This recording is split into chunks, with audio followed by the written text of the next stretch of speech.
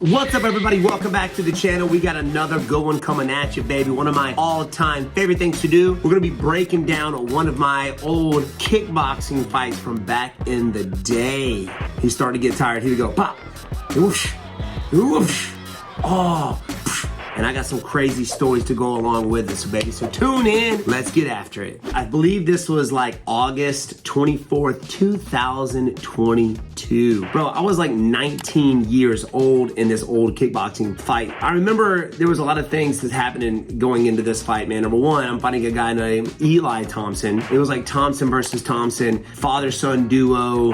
My dad trained and coached me. His dad trained and coached him. His dad was also, I don't know if he was just a point fighting or a kickboxing champion. I'm not sure, I don't remember. But it was such a crazy mess, this whole fight. It was in Atlantic City at the Tropicana. Obviously, at the time, I was amateur, but they wanted me to fight pro rules. I guess back in those days, that was a way of getting around the State Athletic Commission. I guess at the time, there was no amateurs allowed to fight with pros. And it's a little cheaper on the promoter's part if you have amateurs and you don't have to pay them. But we still had to fight pro rules. It was like my first time ever doing anything like this. So the whole plan was to go to the Tropicana, stay at the Tropicana. They were going to treat me out there. There was a guy named Don the Dragon Wilson that was also fighting on this card as one of his last kickboxing fight. He's like an old school movie star back in the day, world champion, numerous world champion kickboxer. So it was just an honor to be on the undercard of this guy, of this fighter. You know, they were supposed to put us up in the Tropicana. They were supposed to get us flights there and everything. They were supposed to treat us, man, the whole works. Well, it ended up like last minute, the promoter contacted us like, all right, we ain't got no fights. So we got a train ride. We want you to take a train ride. It's like a 13 to 14 hour train ride to Atlantic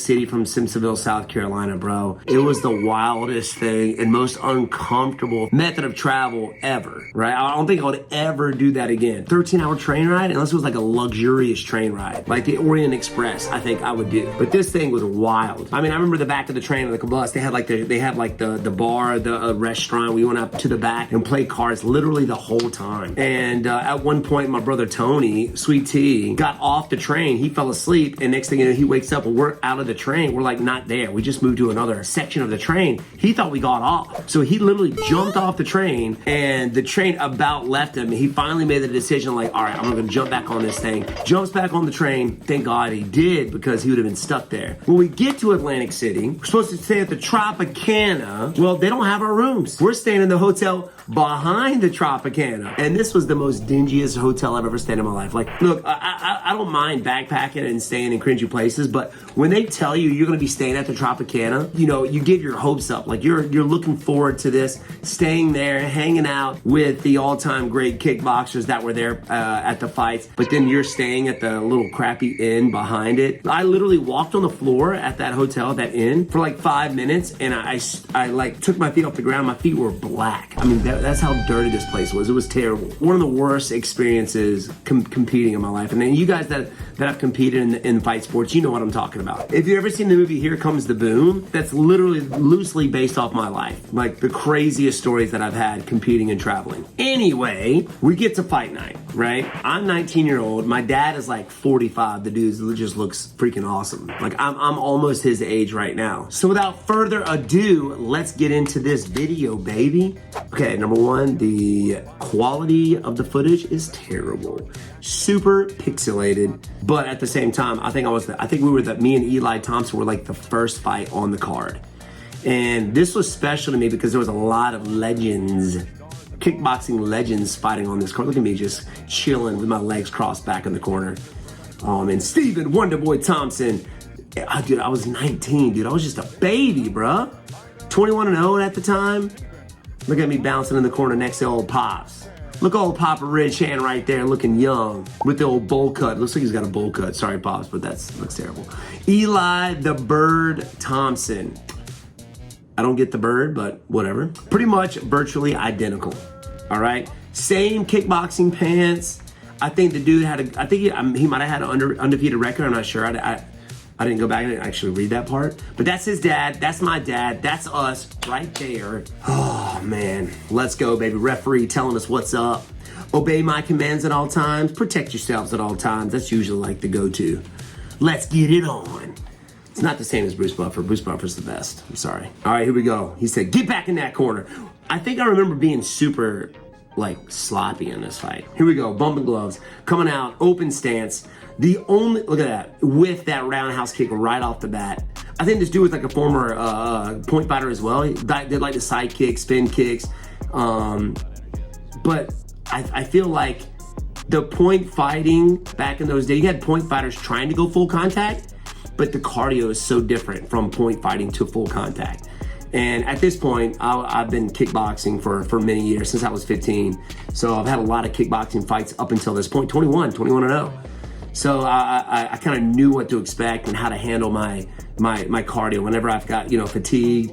Of course, we trained really, really hard. The goal was not to get to, oh, bro, he almost hit with that sick taekwondo spin hook kick with that lead leg round kick. You see guys usually do that. Oh, a little parry jab. They'll wait for you to go the round kick and they'll spin off that round kick and smoke you with a good spin hook kick. But that was perfectly timed. I'm glad he didn't hit me with that. But you can tell, a little sloppy from the both of us. Oh my gosh, that head kick almost landed, dude. I felt right off the bat he started to fatigue. It's different. Oh, dude, he crushed me with a right hand right there, but I took it like a champ, kept going. Dude, he got me good with that one. I still feel a little bit. Maybe that's what that is. I'm kidding. But yeah, back in those days, man, nothing fazed me. I could get hit in the body. Oh, look at that. Ooh, another swing and whiff. Oh, nice counter right hand from me. Boom, boom. I think this is where I started feeling him start to get tired. I remember this. He was coming out really hard in the beginning, and I could feel like his reaction was slowing down early in that first round. Like I was walking out. See how he's walking? That's how I knew that he was getting tired. And you can learn a lot about your opponent within that first 30 seconds of your fight. Like, is he full on explosive? Obviously you want to do your study on studying your fight video. But remember, in kickboxing in those days, there was no fight footage. You just had to go out there and do it. You know what I mean? There was no going back. There was no getting footage of your fighter on YouTube or anything like that. You just had to adapt right off the bat, no matter what kind of fighter they were, because there was no study. How could you do that in those days? Look at my dad right there doing the fan, bro. That was like epic. I had a buddy of mine actually corner me. He rode on the train ride with me. A guy named Scott Davis was in my corner. Never cornered anybody in his life. And that's all we had. It was my dad, Scott Davis, and me. I think my mom also cornered me. I think she cornered me as well. But here we go, round two, baby. Look at him, he's just walking. I think he might have had an adrenaline dump, maybe. I'm not sure. But in the corner, you can see he was like, man, I can't move. You go back and look when they showed him in the corner. Ooh, I got him with a hook kick right there. The only kicks I did were round kicks and roundhouse kicks. That's it. I didn't throw any side kicks at all. Okay, little slip. Dude, I was just relentless. Boom, boom. Boom. He did good with moving his head, though. I gotta give him that. Oh.